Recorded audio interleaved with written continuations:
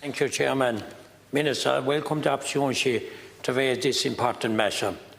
Can I ask if your department has looked into the impact that high electricity prices in Ireland has on the uptake of technology like heat pumps, EVs and home batteries that is needed to meet our decarbonisation targets, and how that might impact on our 2030 targets? Thank you. Minister. Here, look, and thank the Deputy for his question. I propose to take PQs 12 and 38 together.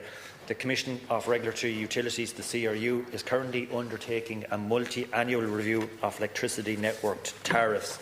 Electricity network tariffs recover the costs of developing, operating and maintaining the network for the users connected to the electricity network. This review will seek to put in place a framework for how network tariffs should be structured to ensure they are in the best interest of consumers, are fit for purpose for the modern evolving electricity network, and to help facilitate a low carbon future.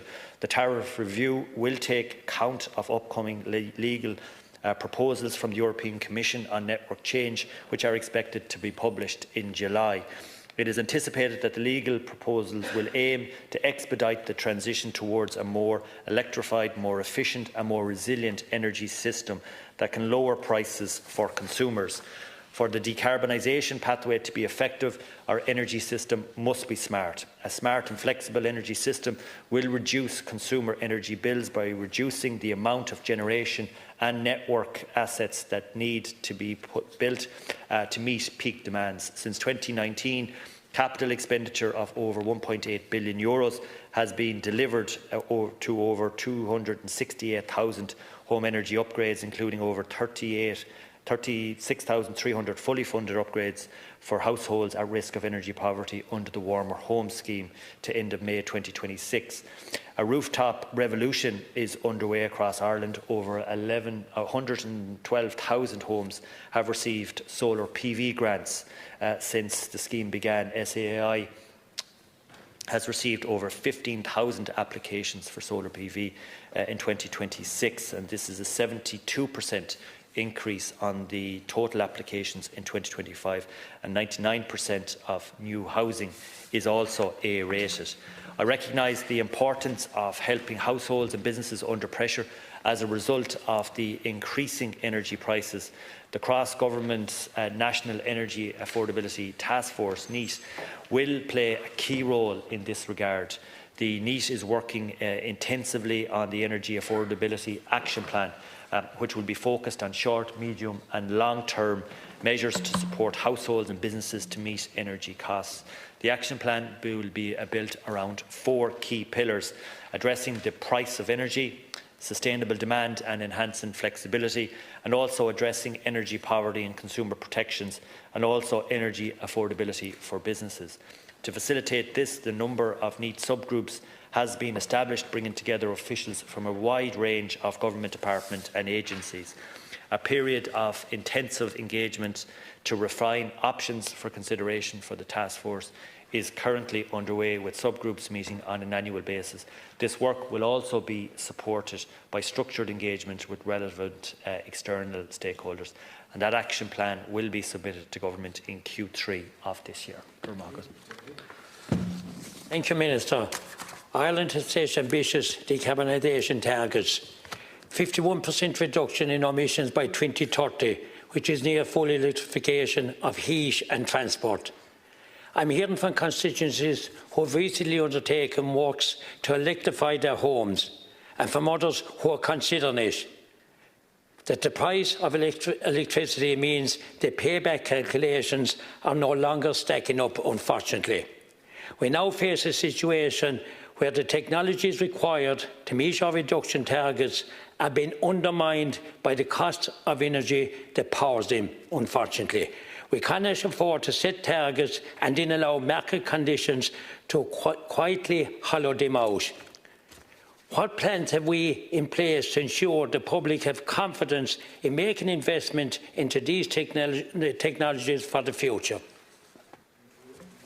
Yeah. Again, Deputy, thanks for the points you raised, and I fully understand the concerns householders need confidence when switching to electricity, that that will save them money, and indeed we have seen in the number of applications for SAI grants, but also solar PV grants, that investment is reaping rewards. If you look at it, electrification, when combined with efficiency and renewables, will lower energy costs over time for households. And that's very much what we're focused on. If you look at heat pumps in well-insulated homes, they reduce household heating bills. If you look at solar PV, it allows households to generate their own electricity. And indeed, we've seen a huge uptake in electric vehicles, and that has significantly reduced fuel and maintenance cost. And I think these are the real drivers of ensuring that we can reduce our exposure to volatile fossil fuel prices, particularly gas. And again, that's why Minister O'Brien, through the SAI and others, are scaling up the supports. We're also scaling up our renewable electricity at pace, reducing dependency on fossil fuels, but also building a more stable, low-cost system. Through the National Energy Affordability Task Force, we're also bringing forward additional measures that will continue to support households. I suppose the risks to households are not to move to electrification. I think the risk is to stay locked into expensive fossil fuels, but look at how we can utilise best practices, be it through smart meters, looking at lower tariffs, better use, better efficiency, better supports, and I think that is the way forward for many consumers and households.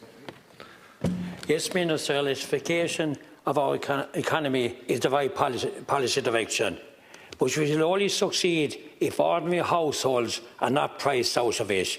And Ireland already has some of the highest electricity prices in Europe. The scale of grid investment required over the coming decades is enormous, and there is a real concern that the cost of that infrastructure will be loaded onto the domestic electricity bills throughout network charges.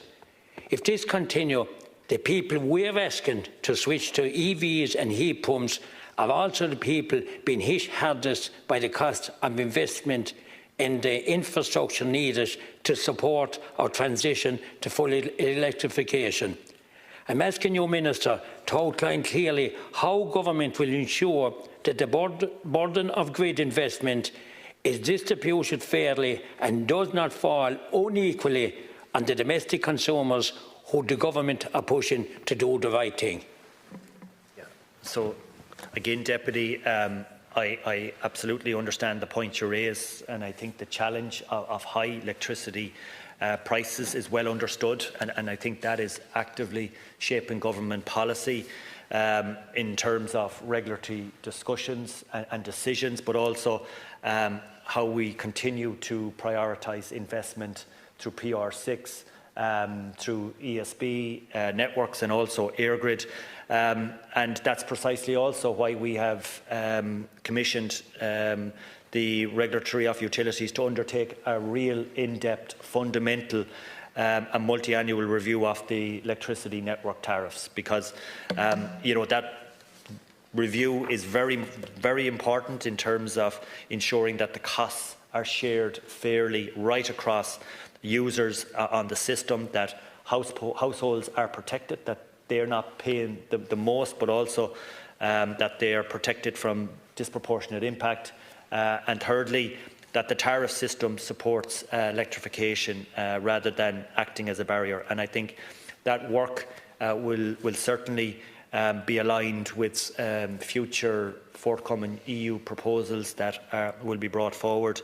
And we want to continue to invest in our grid, bring more renewables on stream, continue to support households and businesses through SEAI supports, and ensure that businesses and households are protected into the future. And we have already delivered in some of these areas. We've reduced the VAT rate on electricity in line with gas to 9%. We've also increased the fuel allowance and its eligibility, bringing many participants who were on the working family payment into direct energy supports, and we will continue to shape Budget 2027 around the energy affordability piece. and very much working with other departments like the Department of Social Protection for those who are at risk of energy poverty.